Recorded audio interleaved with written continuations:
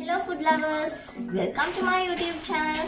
ඔයාලට අද මම කියලා දෙන්න යන්නේ ඔයාලා හදන්න අමාරුයි කියලා හිතන Swiss roll අමුද්‍රව්‍ය 5කින් විනාඩි 15ක් වැනි සුළු කාලයක් තුළ හදාගන්න විදිය. අපි දැන් බලමු ඒක හදාගන්න මොනවද ඕනේ කියලා. පාන් පිටි ග්‍රෑම් 125යි, සීනි ග්‍රෑම් 100යි, බිත්තර 3යි, තෙල් මිලිලීටර් 60යි. මම අදරන් තියෙන්නේ බටර් කේක් එකේ රස වැඩි කරගන්න ඕන නිසා. බේකින් පවුඩර් තේ හැඳි 2යි. අද මම මේ කේක් මිශ්‍රණය හදන්නේ බ්ලෙන්ඩර් ජාර් එකේ. ඔයාලට බ්ලෙන්ඩර් ජාර් එකක් නැත්නම් විස්ක් එකකින් උනත් හදාගන්න. දැන් අපි බලමු මේක හදාගන්නේ කොහොමද කියලා. මුලින්ම බ්ලෙන්ඩර් එකට බටර් දිය කරගෙන තමයි මම අද බටර් අරගෙන තියෙන්නේ.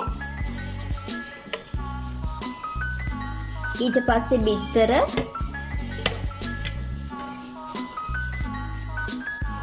ඊට පස්සේ සීනි,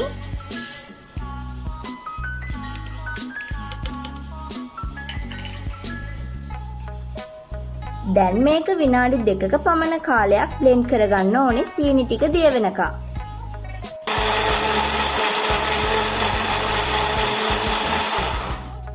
අපි දැන් හදාගත්ත මිශ්‍රණය කේක් බැටර් එක හදන බෝල් එකට දාගමු. සීනි දිය වෙනකම් බ්ලෙන්ඩ් කරගත්ත මිශ්‍රණය තමයි මේ තියෙන්නේ. අපි දැන් අපේ මිශ්‍රණයට පාන් පිටි සහ බේකින් පවුඩර් එකතු කරගමු. මෙතනදී ඔයාලා හලාගත් පාන් පිටි තමයි එකතු කරගන්න ඕනේ. දැන් අපි මේක හොඳට විස්ක් කරගමු. මෙතනදී ඔයාලට වැනිලා තේ හැන්දක් වුණත් එකතු කරගන්න පුළුවන්. මෙතනදී ඔයාලා බටර් එක විස්ක් කරගන්න ඕනේ එකම පැත්තට. මම දැන් බටර් එක කොටස් දෙකකට වෙන් කරගත්තා. මොකද මම අද කලරින්ග්ස් දෙකක් දාලා තමයි හදන්න යන්නේ.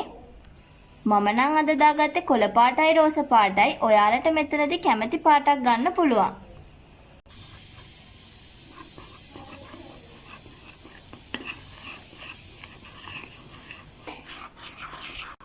අපි දැන් හදාගත්ත බැටර් දෙක වෙන වෙනම බේක් කරන්නයි යන්නේ. මේ ආකාරයට බේකින් ට්‍රේ එකට අපි දාගන්න ඕනේ. මේ විදිහට තමයි අපි බැටර් එක දාගන්න ඕනේ. මේක අපි බේක් කරගන්න ඕන සෙල්සියස් අංශක 170ට විනාඩි 10ක් ප්‍රීහීට් වෙච්ච oven එකට තමයි අපි මේක බේක් කරගන්න දාන්න ඕනේ. මේ තියෙන්නේ අපි බේක් කරගත්ත කේක් එක.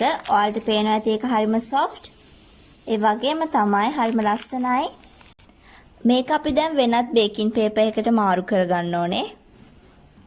අලුත් බේකින් පේපර් එකට දාගත්ත කේක් එක උණුවෙන්ම මේ ආකාරයට රෝල් කරලා නිවෙන්න අරින්න ඕන. ඒකත්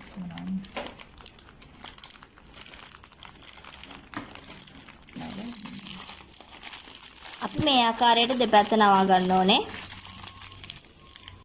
දැන් මේක නිවෙන්න අරින්න ඕන. දැන් මම අනිත් කේක් බැටර් එකක් දාගත්ත මේ විදියට බේක් වෙන්න. අපි අපේ කේක් දෙක නිවෙනකන් බටර් අයිසිං එක හදාගමු. දැන් මුලින්ම බටර් ටික දාලා අපි මේක හොඳට බීට් කරගන්න ඕනේ. දැන් සුදු පැහැයට බටර් එක ආවට පස්සේ අපි අයිසිං සුගර් එකතු කරගන්න ඕනේ. දැන් අපි මේ වෙලාවේදී වැනිලා එකතු කරගන්න ඕනේ. දැන් අපි ආපහු මික්ස් කරගන්න ඕනේ. අපි දැන් මේ නිවෙන්න තියව කේක් එක අරගෙන හිමීට අරින්න ඕනේ. මොකද කැඩෙන්න පුළුවන්. දැන් අපි මේකට උඩින් අයිසිං ගා ගන්න ඕනේ.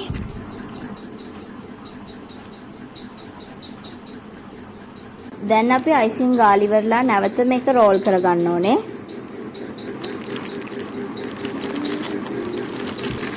දැන් අපි මේ රෝල් කරගත්ත අපේ කේක් එක සෙට් වෙන්න විනාඩි 10ක් ෆ්‍රිජ් එකේ තියලා තියන්න ඕනේ.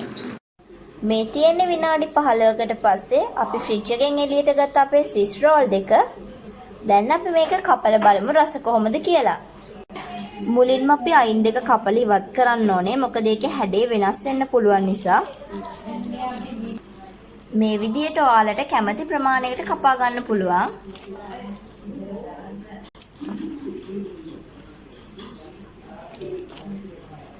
මේ තියෙන්නේ අපි හදාගත්ත ස්විස් රෝල් ටික. ඉතින් ඔයාලටත් පේනවා ඇති මේක හරිම soft, ඒ වගේම තමයි හරිම ලස්සනයි. ඒ වගේම තමයි රසයි. ඉතින් ඔයාලත් මේක හදලා බලලා රස බලන්න. මාව subscribe කරන්නත් අමතක කරන්න එපා. මේ වගේ තවත් රසවත් වීඩියෝ එකකින් හමු වෙමු. bye.